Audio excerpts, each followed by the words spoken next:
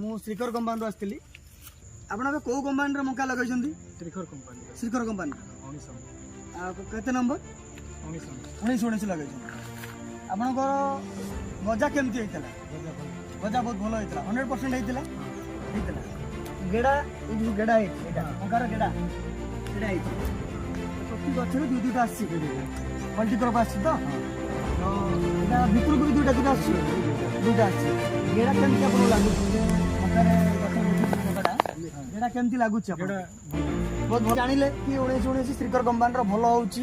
ମୁଁ ଦେଉଳା ଯାଇଥିଲି ଦିଦି କହିଲା ତ ଗୋଟେ ଚାଷୀ ଭାଇଠୁ ଜାଣିକିରି କି 19 ଶ୍ରୀକର କମ୍ପାନୀର ଭଲ ହେଉଛି, ଭଲ ଅମଳ ଦେଉଛି, ତ ସେଥିପାଇଁ ଲଗେଇଲେ। ଆପଣ କ'ଣ ଦେବେ? କେମିତି କମ୍ପାନୀର ଶ୍ରୀକର କମ୍ପାନୀର ମକା ଲଗେଇକି ଆପଣ ସକ୍ସେସ୍ ହେଇଛନ୍ତି, ଖୁସି ଅଛନ୍ତି, ତ ଆପଣଙ୍କ ଗାଁ ଲୋକ ଚାଷୀ ଭାଇମାନଙ୍କ ପାଇଁ କ'ଣ କହିବେ ଟିକେ କୁହନ୍ତୁ? ମୁଁ ଚାଷୀ ଭାଇମାନଙ୍କୁ କହିବି ଯେ ମୁଁ ଶ୍ରୀକର କମ୍ପାନୀର 19 ଲଗାଇଥିଲି।